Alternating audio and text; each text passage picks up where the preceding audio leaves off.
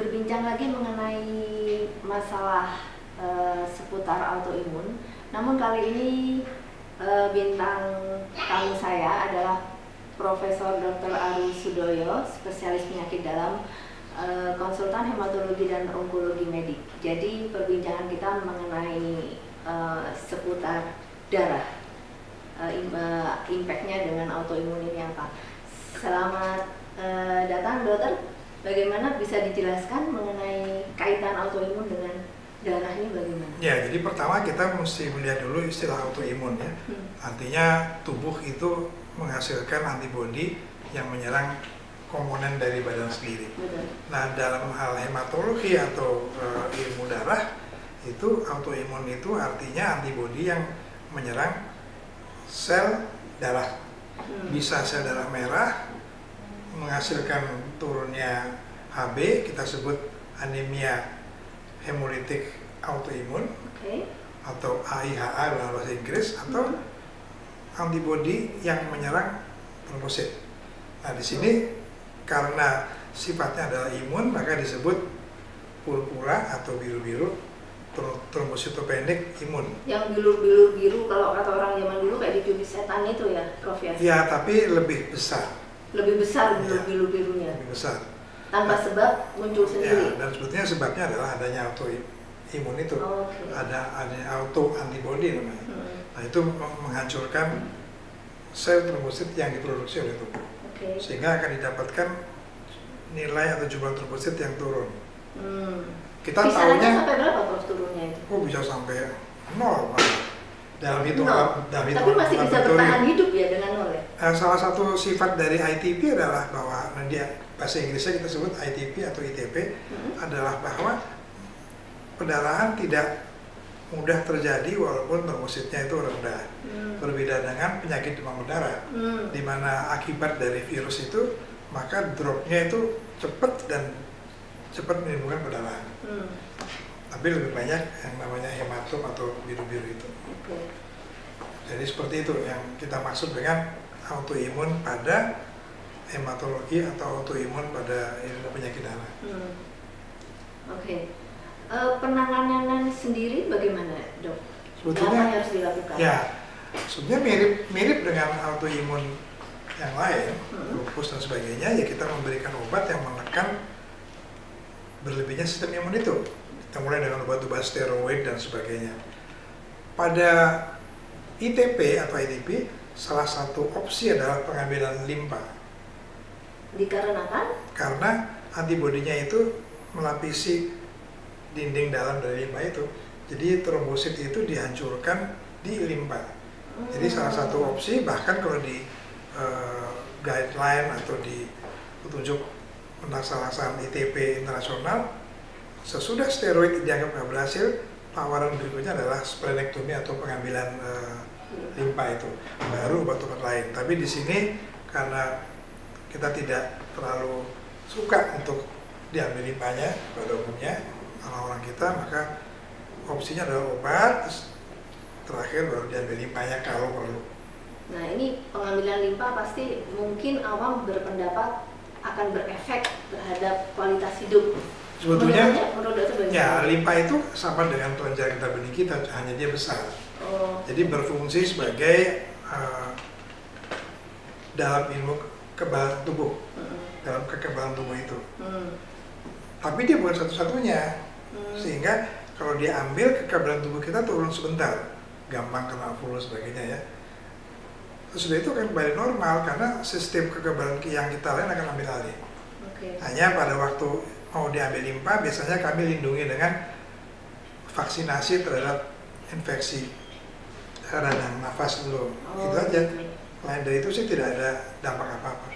Pola hidupnya ada yang berubah nggak? Apakah pola makan tidak ada dilarang makan? Tidak ada, karena tidak ada hubungan dengan pola makan. Prof. Aru, saya banyak mendengar dari pasien Profesor nih, sepertinya cara penanganannya ini berbeda, penanganan pasien. Saya dengar itu banyak dengan hati, dengan Ya. Lebih dengan perasaan. Ini apa yang bisa diceritakan lebih dalam lagi? Sebenarnya ini suatu cara bekerja saya adalah yang pertama adalah pasien itu harus dibikin mengerti mengenai penyakitnya. Satu adalah kita harus memberikan suatu ikut meraba rasakan penyakitnya itu, empati dan edukasi. Edukasi dalam arti bahwa pasien itu mengetahui bahwa penyakitnya ini adalah seperti ini, pengobatannya seperti ini, apa yang diperkirakan terjadi sudah karena obat ataupun tidak dan sebagainya. Karena bila seseorang mendapat diagnosis penyakit autoimun, maka dimulailah suatu perjuangan panjang. Ini bukan suatu pertempuran, tapi suatu peperangan yang jangka panjang. Jangka panjang, jadi bukan diobati sembuh selesai. Ya, dan kita bisa mengontrol penyakitnya. Orang dengan penyakit autoimun bisa hidup sampai usia sama seperti orang yang tidak penyakit autoimun, tapi dengan pengontrolan dari keadaannya dengan obat, dengan kontrol yang baik dan sebagainya. Dan ini yang diperlukan dalam suatu hubungan dokter pasien. Jadi tidak hanya diagnosis penyakit, resep, selesai. Ya. Bentuk empatinya seperti apa ini? Ya, artinya kita tidak, kami atau seorang dokter tidak boleh, bukan hanya menganggap remeh, tapi tidak boleh hanya melepaskan pasiennya itu sebagai sebuah penyakit. Yang kita obati, itu yang saya selalu ajarkan pada mahasiswa saya, yang kita obati bukan penyakit, tapi manusianya. Nah, sehingga tidak hanya mengobati gejala dan mengurangi penyakitnya sebagai suatu penyakit, tapi membuat pasien itu nyaman dengan penyakitnya itu dan bisa menerima keadaannya, dan kita berdua, artinya saya dengan pasiennya tuh bersama-sama berjalan. Jadi saya mengawal pasiennya. Jadi mungkin ya pasien kemudian pasien berikutnya kalau praktek ya sering bilang ini kok lama sekali sama pasiennya gitu ya. Tapi memang saya memerlukan waktu untuk komunikasi seperti itu. Lebih komunikasi ya. Menangani dengan hati ini cocok sekali dengan pilar LDHS kami. Ada salah satu 5 dasar hidup sehat, itu memang ada manajemen stres. Karena disinyalir penyebab autoimun itu memang ada faktor-faktor stres yang semakin dia itu meningkat bisa memicu.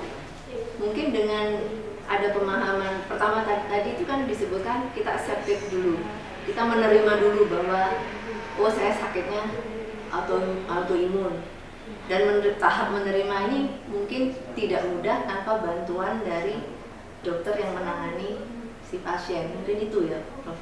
Ya, jadi ada dokter yang mengobati selesai.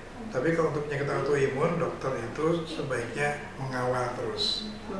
Jadi komunikasi, kalau ada apa-apa tanya, dan juga artinya juga para dokter juga sebaiknya juga mengetahui mengenai penyakit autoimunnya itu berlanjut gitu, karena pengetahuan itu berjalan terus. Jadi harus updating terus mengenai pengetahuan itu. Dan itu dikomunikasikan terus dengan si pasien. Oke, yang penting pasien merasa nyaman sehingga komunikasi dua arah berjalan terus ya Prof. Kalau belum apa-apa sudah segenduluan. Jadi kalau perlu buka jalur SMS atau WhatsApp itu penting sekali. Oh, dengan si pasien. Dengan pasien, terutama mereka yang dalam keadaan masih risau dengan penyakitnya. Betul, gitu. betul. Prof, kembali lagi ke topik pertama tadi mengenai trombosit ya. Kalau memang pengetahuan awam ini trombosit yang apalagi berkaitan dengan demam berdarah, yang kita tahu kalau misalnya drop 50.000 orang sudah pada panik, harus naik 150.000. Nah, bedanya demam berdarah ini dengan trombosit di autoimun ini bagaimana? Kisaran angkanya? Sebetulnya karena penyakit autoimun itu sesuatu yang sudah lebih lama ya. Kalau virus itu hari ini tidak ada apa-apa, nyamuk dengue masuk dengan virusnya, minggu depannya udah berpenyakit, trombositnya langsung drop. Nah itu dampak terhadap tubuh lebih hebat karena tubuh tidak sempat menyesuaikan. Kalau pada trombositopenia yang sifatnya itu lebih lama terjadinya, maka tipe atau akibat dari penyebabnya juga berbeda, dan jadi akibatnya juga beda. Tubuh lebih beradaptasi. Ya, dan gitu ya. karena itulah dalam pengobatan kita tidak, kami atau saya tidak mengupayakan untuk menjadi normal. Oh, jadi tidak perlu diangkat sampai 150. Jadi dalam guideline atau cukrak atau alur pengobatan ITP atau ITP itu kita tidak obati ITP. Kita baru obati kalau trombosit itu 30.000 ke bawah atau ada pendarahan. Pengobatannya, treatmentnya dengan apa? Ya dengan steroid itu yang tadi itu. Kalau saya dengar ada seperti apa sih? Apa itu transfusi trombosit atau transfusi darah? Trombosit itu hanya kita berikan kalau ada pendarahan yang mengancam jiwa. Mengapa kami tidak suka trombosit? Karena memasukkan trombosit milik orang lain akan membuat tubuh lebih bereaksi dan membuat antibodi yang lebih banyak lagi. Oh, jadi sementara sementara itu kan masalahnya antibodi. Jadi kalau bisa kami tidak transfusi. Bahkan sampai yang rendah pun kami tidak transfusi. Kalau ada pendarahan yang mengancam jiwa, baru. Nah, mengancam jiwa itu topiknya tidak kita bahas di sini karena itu menyangkut nanti waktunya lama, tapi menyangkut sebuah kasus emergensi. Dokternya yang menilai apakah ini mengancam jiwa atau tidak. Oke. Tadi untuk penanganan trombosit yang rendah. Kalau untuk yang di atas normal, itu tidak apa-apa kan? Dibiarkan saja dan itu it's okay. Biasa ya. Okay. Bahkan di atas 30.000 tidak diobati. Jadi batasannya 30.000. Steroid pun tidak. Oke. Kita baru memberikan steroid dan sebagainya kalau udah di bawah 30.000, ada yang bilang 25.000 atau ada pendarahan. Transfusi hampir tidak pernah terpikir oleh kami karena itu mengundang pembentukan antibodi yang lebih banyak lagi, sehingga belum apa-apa malah drop lagi. Ya. Terima kasih banyak, Prof. Aru. Demikian bincang sehat kita, cukup banyak informasi yang diperoleh dari Prof. Aru Sudoyo. Mudah-mudahan ini merupakan satu pencerahan untuk masyarakat pada umumnya, supaya kita bisa bertindak lebih bijaksana terhadap pengobatan medis khususnya untuk autoimun. Demikian, salam sehat.